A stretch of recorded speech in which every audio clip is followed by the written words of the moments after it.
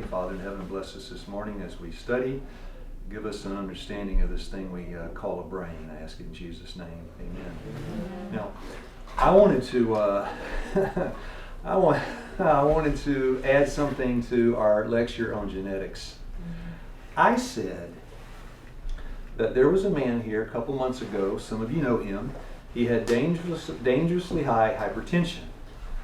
He came and was surprised that such simple changes, a little walk, a little good food, going to bed at a decent hour, he was surprised such small changes could bring such big results. Now, the reason small changes in lifestyle brought cure is because small changes in lifestyle brought disease. It's just a small change and you can get disease. It's just a minor deviation from the proper course, and then a minor course correction can give you back your health. That's lifestyle medicine. Your medicine is your lifestyle. So our study this morning, part 1, this is 6 parts within this 10-part thing. The class is this morning on physiology of change. In other words, when you break a habit, what takes place in the central nervous system? This is a picture of any guesses what that is? Synapse. Yeah, that little space between those two green things, the synapse. I tell you, this is an advanced group. I have that right now. Now, the synapse is a space between, on the top, the axon, on the bottom, the dendrite. In the middle is a space called the synapse. These little flakes you see are what? Signals, neurotransmitters. Signals given via neurotransmitter, neurotransmission signals, neurotransmitters. Now the important point here is how many of these synapses, how many of these neurons, different cells, right? White blood cells, red blood cells, Schwann cells, glial cells, astrocytes, all kind of cells.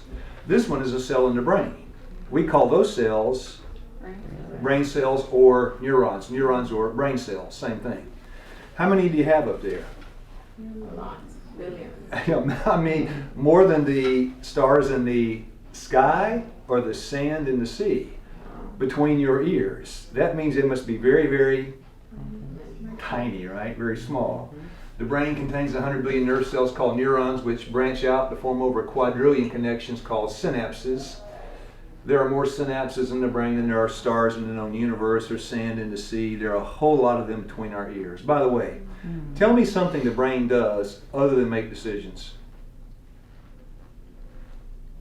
Storage memory. That's a decision. It chooses to store something in that brain and recall it. Nurse jumped up one time and it said, it controls the heart. That's a decision. Which memory will it store? Where will it store it? When will it recall it? All decisions. Brain is doing a lot of thinking this morning, right? And then that's my point. The brain is plastic. It organizes and reorganizes itself according to the decisions you make. When you choose to do something, you form a pathway. And this is kind of what we're going to study this morning. Now, this is a second piece of information about neurons. Of course, you have a chain of brain nerve cells. You have nerves, not just one cell from the brain to the foot. I say, left, right, left, right, left, right. The brain communicates to the foot. How does the communication get from here down to there? Through the nervous system. Is there one nerve that stretches from here down to the foot? No, there's a network of nerves. There's a chain of nerve cells.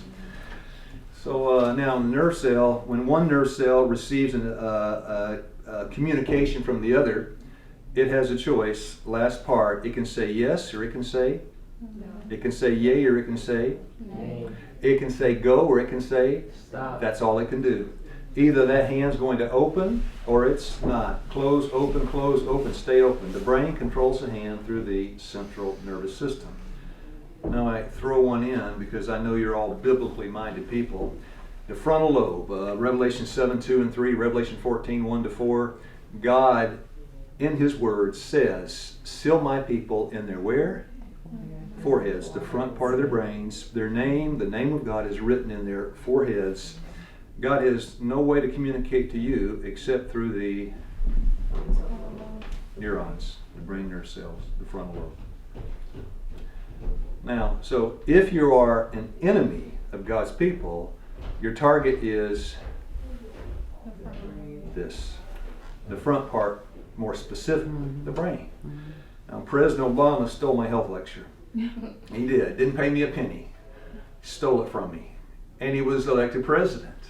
He began saying, I guess he heard it from Iron City, he said, all improvement requires change. If you don't change, you can't improve. You can get worse, you can change and get worse, but if you're ever going to get better, something has to change. Of course, he was saying, you know, Washington needs to experience a change if you want to see some improvement. It's just what we say. Now, do human beings like to change? No. No. Proverbs 14, verse 12, there is a way that seemeth right to a man, but the end thereof is the way of destruction, death and destruction. The thief comes but to John 10:10 to kill, steal, and destroy, and the Lord comes to bring what? Life. The way of death, the way of life. The end thereof is the way of death. Here's the problem, Isaiah 55:8, my ways aren't your ways, my thoughts aren't your thoughts. You need to what? Starts with a C, change. Now the problem is Malachi 3:6, I am the Lord, I change not. Because I'm Hebrews 13 verse 8 the same yesterday, today, and forever.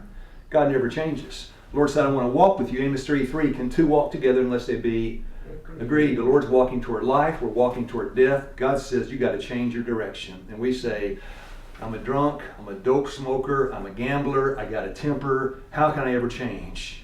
And God says, I got a plan. And I'd like to study God's plan for making permanent changes in our life. By the way, is depression a lifestyle disease?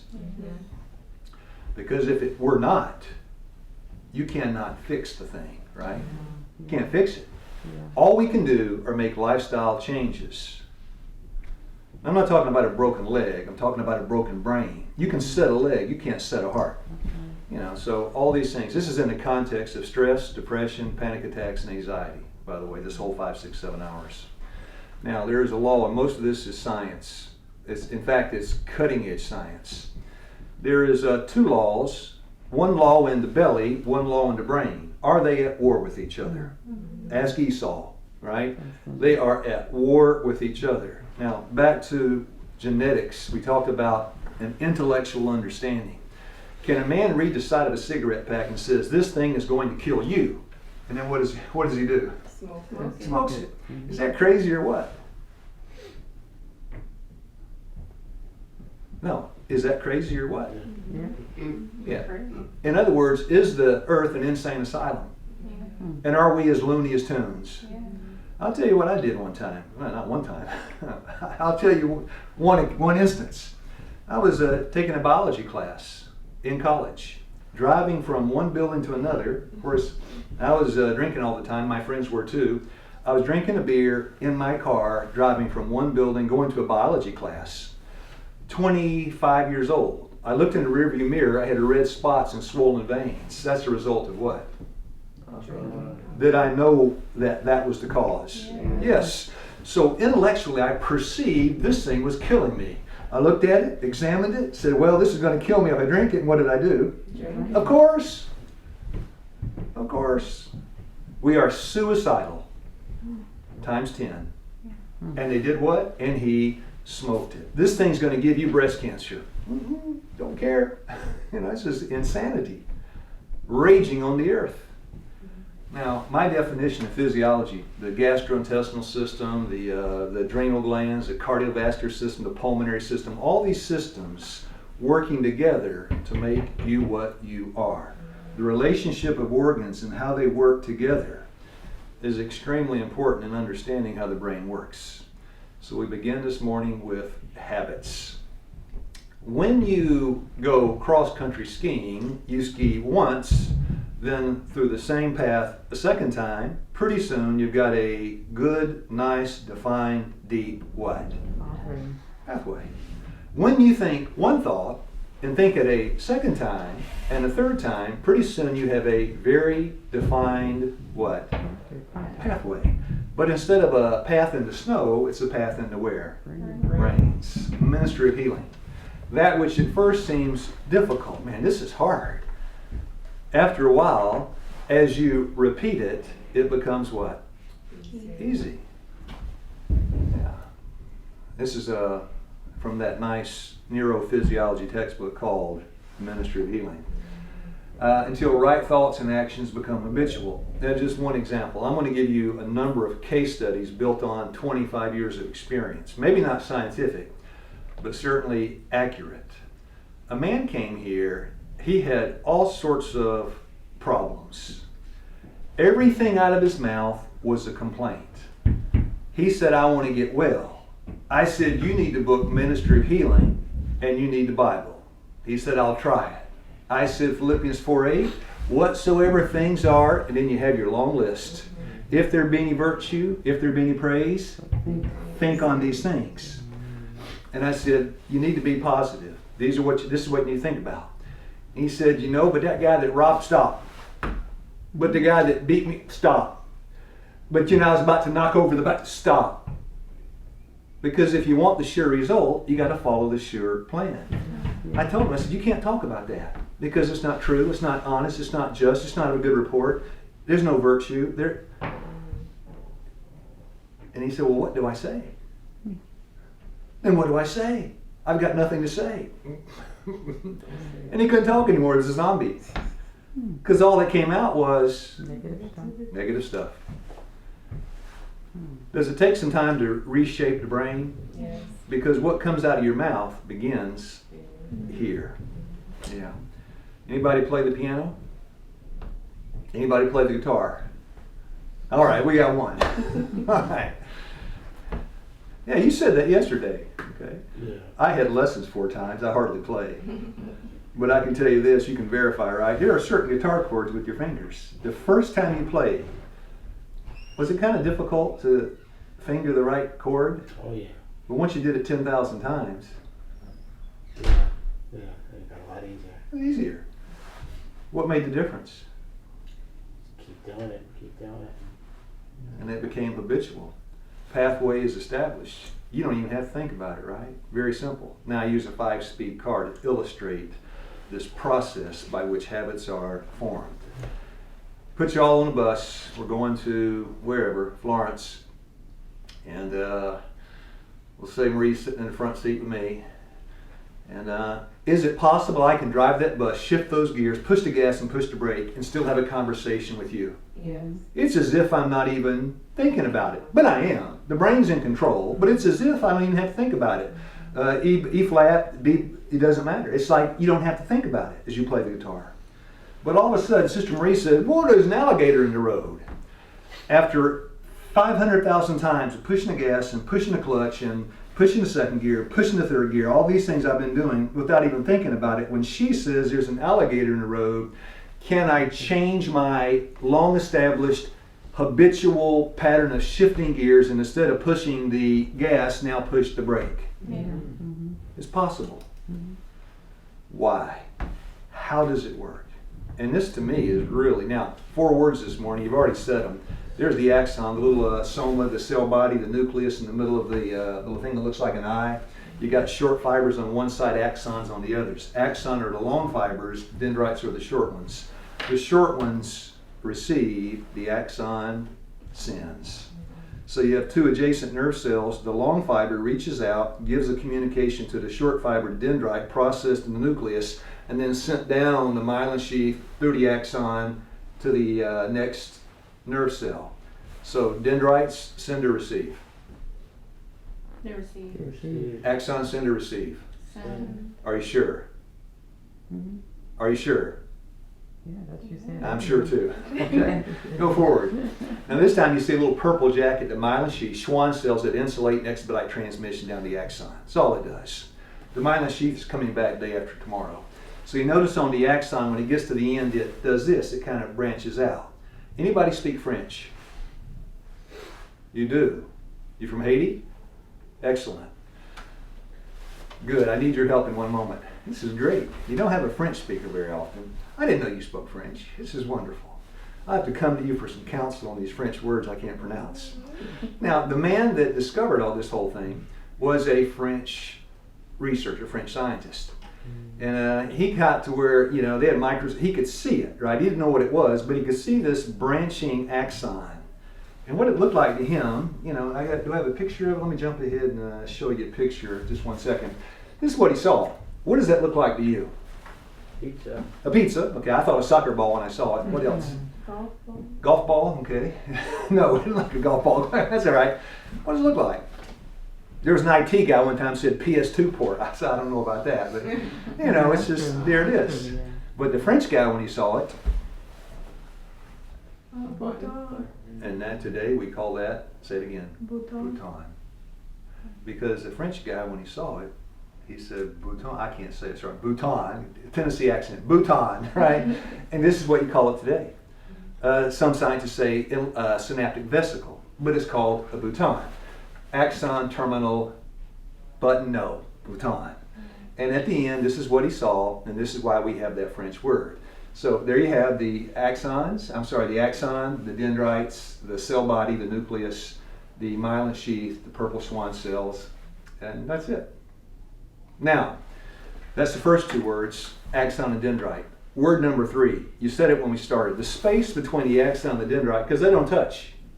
They don't touch. There's a space between the two. That space is called the what? Now, who's got really good eyes that can read that? Synapse. Tiny Tiny gap gap between two neurons where information is transferred. Sister Pauline, you surprised me. You got eagle eyes back there. Okay. Getting better every day. Okay, and keep eating those carrots, right? Yeah. But the point is, there's this tiny gap. Now, if we're standing in a puddle of water and I get electrocuted, what happens to you? I get Yeah, you're dead meat. Why? Because we're standing in water. Yeah, right. But so what? It's Grounded. just a- No. Grounded. Yeah, Clive's in the water and I'm in the water. It conducts. Current. Yeah, the current goes through. It's grounded. It conducts current. Now, next question: are we powered by solar, hydro, sun powered? That's whole solar, electrical, steam powered, nuclear. What are we? What powers us? The ATP, the mitochondria, when they burn that glucose and make ATP, what dynamic is powering the body? Electrical. Thank you. EKG, electrical. Thank you. We're electrical. Now, I got a question. How can one axon communicate to the adjacent dendrite if they never touch? You got to have something that transmits between two neurons called a transmitter. And today that's the catchphrase in all the modern sciences. You know, when you smoke a crack rock, it releases what? Dopamine. That's a neurotransmitter. They say, well, if I had some more norepinephrine or serotonin, I'd feel a lot better. Those are neurotransmitters. The class of drugs, Zoloft, Xanax, Prozac, Wellbutrin, the class of antidepressant drugs they give to people called SSRI drugs, selective serotonin reuptake inhibitor. It acts on the serotonin, which is what? The neurotransmitter. Yeah, everything's about the neurotransmitter. God speaks to us where? Neurotransmitters. The brain cells communicate via neurotransmission, and this is where God speaks. So this morning we're studying the exchange place of God and man. Isaiah 30:21. You'll hear a word behind you saying, "This is the way, walk ye in it." When Samuel says, "Speak, Lord, thou servant hearest," he's saying, speak to the brain, these nerve cells in the brain. So above the axon, below the dendrite, and these big fancy words, presynaptic membrane, before the membrane on the axon on this side of the synapse. Synaptic cleft, the cleft between the axon, the dendrite, the synapse. And of course we know what this is, right? This is the little soccer ball that, and then the French guy saw it. Because he said it looks like a button. But that's all he knew in the beginning. And then he noticed this. Yeah, there's that button located in that long fiber. Well, I don't know what it is. It's a button. And then the discovery was made that changed everything, neurophysiology. You do something, you got one button. Excuse me, I can't speak French. You got one button, you do it again. You do it again, you do it again, you do it again, you do it again. And all of a sudden, the connection between habitual thinking and physiology began to surface. Why is it so easy to do something, to play that guitar, once you've been playing it 10,000 times, or playing that? I was doing a health lecture in Hiram, Georgia. The lady playing the guitar was the pastor's wife named Sister Wright. And that woman could play the piano. I walked out there, I said, listen, the congregation, is that the first time Sister Wright ever played the piano? And they said, no way. I said, on the piano, Sister Wright could do no wrong. And they said, amen. Because after 10,000 times, somehow it's a little easier. What's the physiology behind it? Well, here's the physiology. Yeah. Repetition 2, repetition 5, repetition 8, repetition. Well, these little soccer balls, these pizzas, are multiplying. What's inside of them? Yeah. Yeah. Information in the form of electrical transmissions, neurotransmitters. Your friends, you do something, you do it again, you do it again. You're hardwiring your body to repeat it without even thinking about it. Now that can work for us, or it can work against us. I spent the night one time. I met this. I had a friend, went to visit their father. 4 o'clock in the morning, I heard a beer can pop open in his kitchen. I was sleeping in a bedroom off the hall. 4 o'clock in the morning, psst. Did he have to even think about it? Woke up, going to the refrigerator. A man that's been smoking for 35 years, after he finishes lunch, hands go into his pocket, doesn't have to even what? Think about it. It is automatic. Now, is there a plan to change habitual thinking? Certainly there is. So now let's take driving the car. We're driving the bus down the road. Sister Marie yells out alligator.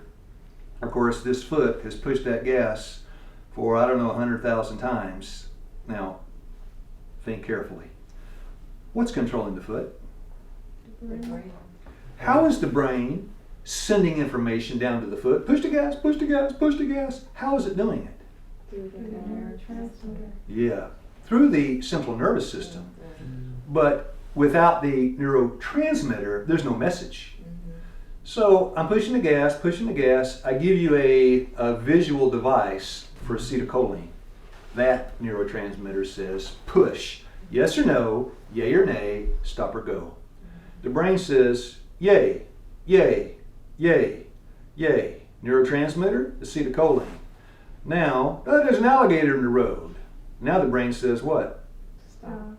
How though? By a change in, thank you. Now instead of acetylcholine, it's gamma-aminobutyric acid. I give you a little device, visual device. And that neurotransmitter says, now let's get the microscope on insanity. Here's somebody that is absolutely depressed. Just lost her job, just lost her wife, just lost her children. Can you expect this would depress people? So a doctor comes and says, I'm going to give you a pill to change neurotransmitter levels in your synapses.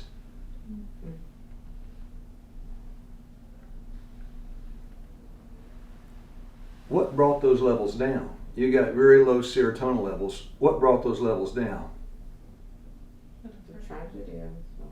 The tragedy of life. And I'm going to give you a pill to make you happy. Doesn't that sound insane? I'm going to give you a pill that says HAPPY on the side of it. It will make you what? Let's just do some Isaiah 118. Let's reason together. You know, when men get old, their hair falls out. Turns gray, turns loose, and it's no more. A lot of men want to grow their hair back, right? Look like macho men. Here comes a guy inside the parlor. Is as bald as an 8-ball, but he's selling hair tonic. Well, should I buy a hair tonic from him? No way. Come on. Now, somebody else comes into the parlor. They said all rich people are happy. And I'm thinking, if money can make you happy, all rich people would be. And he says, money will make you happy, all rich people are happy. But the problem is, I've worked with a lot of rich people, and they're what? They're not necessarily happy. And then last but not least, is antidepressant, is depression on the rise? Yes. Yeah. If antidepressants could cure depression, there'd be no, Depression. is there depression today? Yeah. At an all-time high, Overload, yeah. overloaded.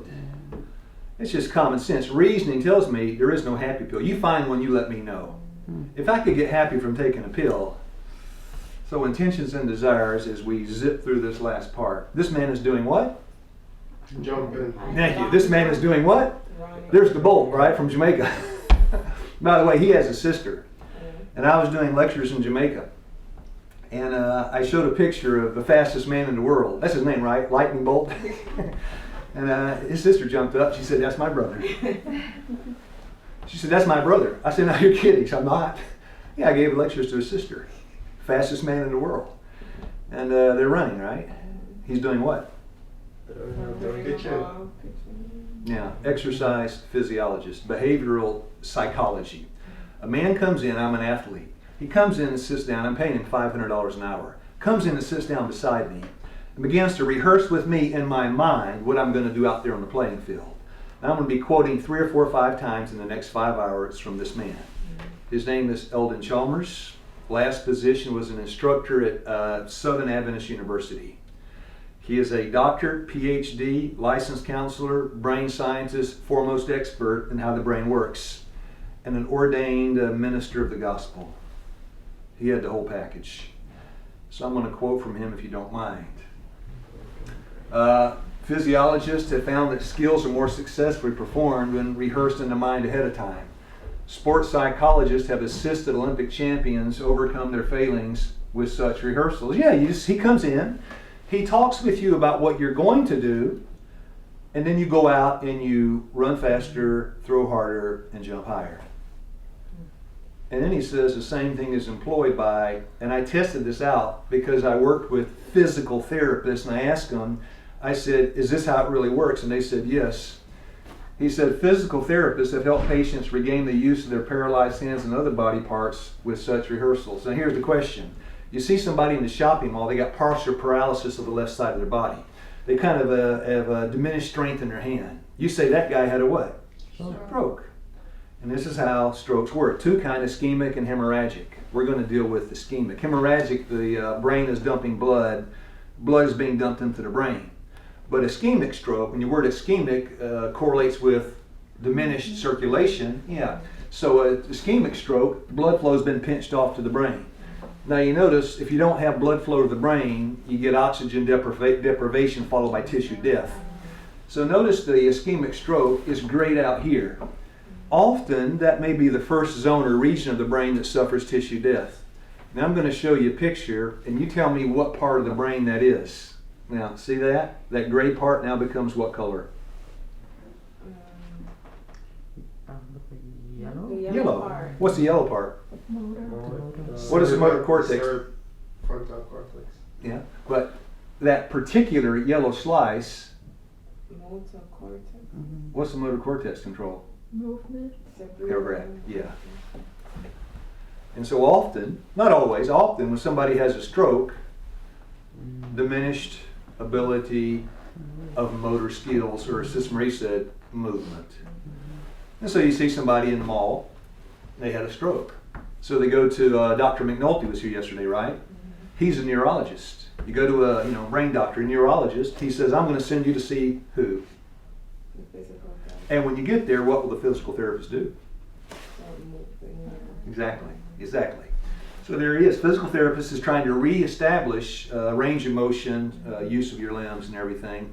So he comes to me, he says, "Lou, yeah?" He said, "You got your hands kind of, yeah, I had a stroke, can't move it."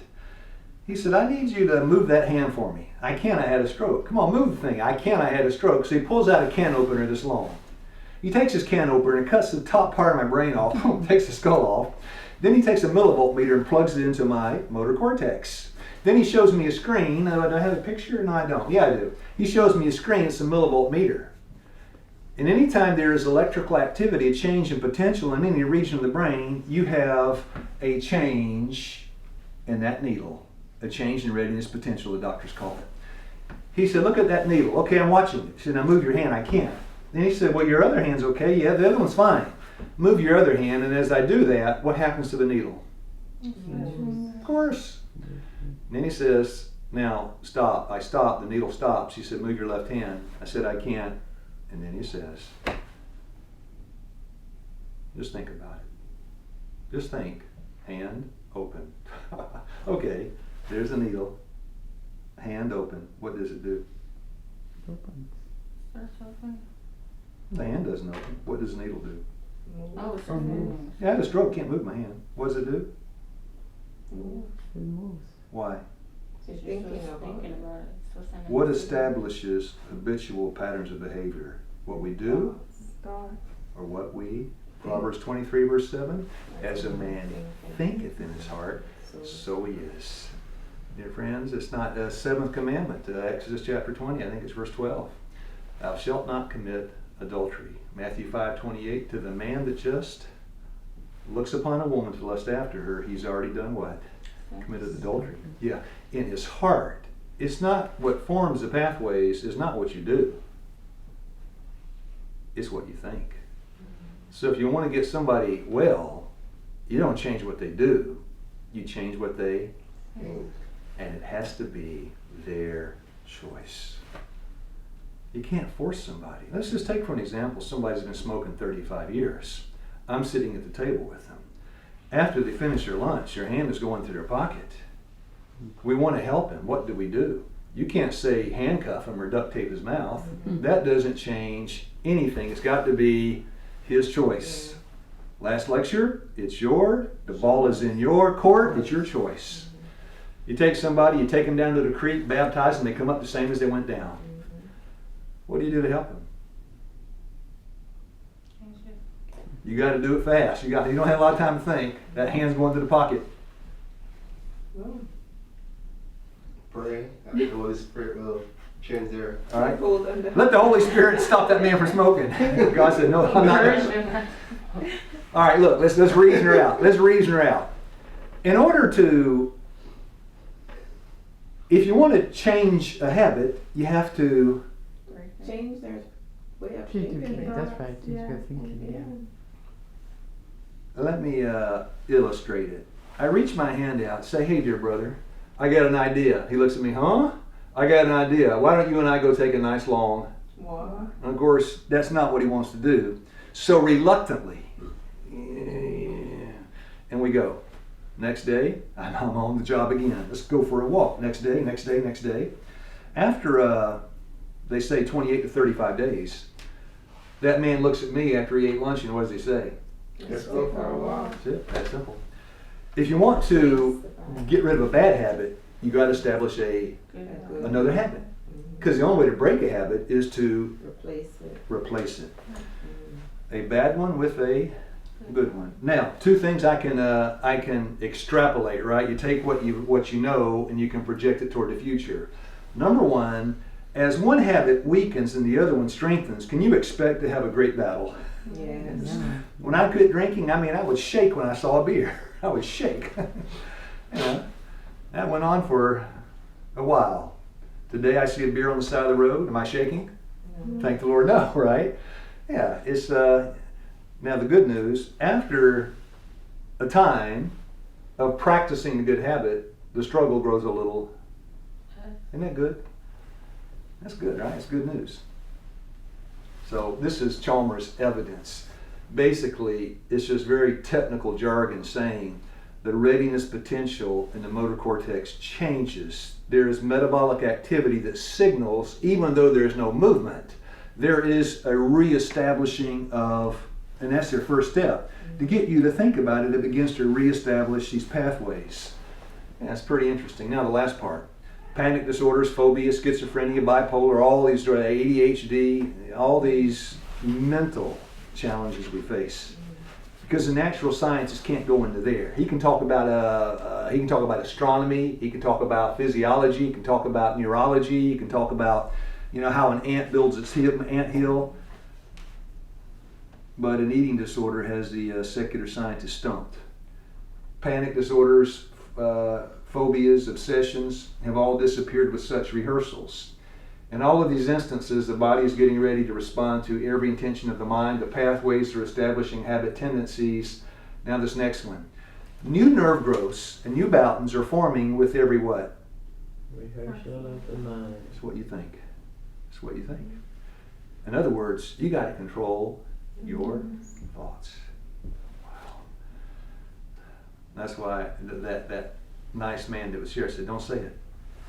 Because you don't say it unless you first what? Think. Think it. Yeah. Proverbs 23:7. You don't say it unless you first think it. So there's a picture of this real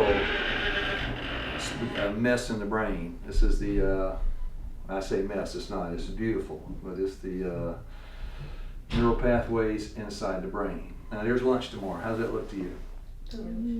It's banana ice cream, rice beets and everything. That's carrot syrup. We sanctified that thing. There's my wife. She makes the pumpkin cheesecake, and that thing is good. Now, do most people struggle with appetite? Yeah. Can a skinny man struggle with appetite? Somebody, yes. So there I make my approach on the pumpkin cheesecake. I have a piece. And I think, that's pretty good. I think I'll have a second. That was even better. I think I'll... And that was even better than the second. I look at that cheesecake and I thought, one more won't hurt. And then all of a sudden this little voice begins to say what? Enough is enough. Enough is enough. But this other voice is saying what? Go ahead, Oh, take it. no, I didn't have a little boy. So we're all human, right? We had this. It won't hurt. It won't hurt. One more won't hurt. All right, I'm a human speaking to humans. Come on, we're human, Yeah. right? It won't hurt. One more. Here's the problem. We got all these inputs, all these dendrites, all these conflicting signals. And the question is, what are you going to do? Yeah, that's a good question. What are you going to do? Well, dear friends, that's what you're going to do right there. You're not going to do anything. The last cell in the chain is called the action cell. That cell cannot fire unless there's a differentiation of 10 millivolts. It was built that way. It was built. It cannot do anything until there's a differentiation of 10. These impulses, these neurotransmissions are measured in millivoltage. So you get 25 millivolts, eat, 28 millivolts, don't eat, you don't do anything. You have to have a differentiation of 10. So that's how it works. I let Chalmers explain it. He does it better than I do. Have you ever been tempted with a piece of cake when you promised yourself you were on a diet? You thought, well, that looks good. Immediately, now, of course, eat. Acetylcholine, the choline, yes. Acetylcholine, 30 millivolts of energy says to your brain action cell, eat, fire. At that moment, you had the thought, I better not. Immediately, now you have gamma-aminobutyric acid. That's the one that says, don't eat, stop, right? The chemical GABA is secreted by another pathway coming into your brain. Now, you got 40, don't eat, you have 30. Is that a 10 millivolt differentiation? So what are you going to do? Probably gonna eat. All right, you've got 30 millivolts, eat, 40, don't eat. Dear friends, did you escape by the skin of your teeth? Yeah. You narrow escape. The longer you sit there looking at it, come on, what? Come on, what? 30 degrees. Thank you. Thank you. And you got to raise your millivoltage. Somebody says, well, how do you do that? Daniel 1 verse 8, he purposed in his heart. You got to have a purpose, not to defile himself, the king's meat or the king's wine. You got to have a purpose in your heart. Well, how do you get that? Well, that was later. Lord's not going to give us all to us in one day. The one is backed by 40 millivolts of energy with the message, don't fire. The stronger your decisiveness, the more the energy reaching your decisiveness, your purpose.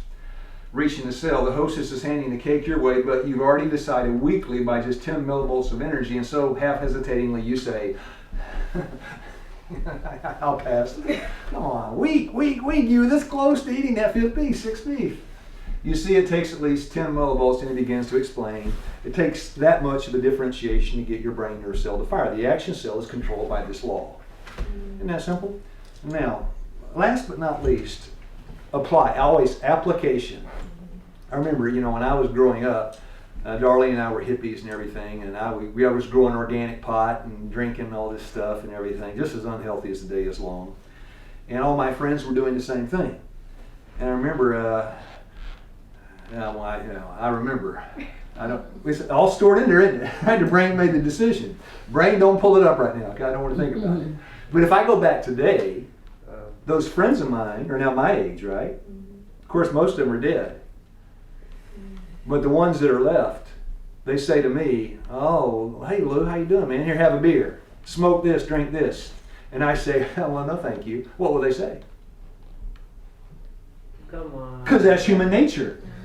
You know, I didn't have to pass them a note what to say. That's human nature. Oh, come on, man, come on.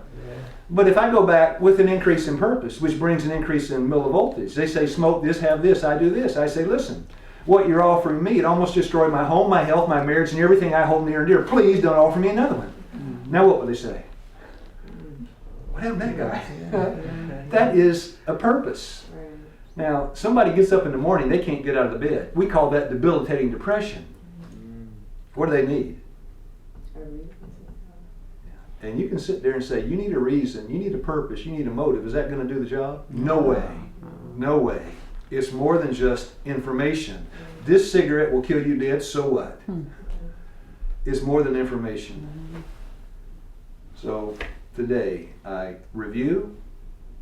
It's not what we do, it's how we think. You got to change your actions. You got to change your thinking. And that is a whole different ballgame. I'll pray. Father in heaven, bless us as we continue onward to try to understand how this brain of ours works. For I ask in Jesus' name, amen. Amen.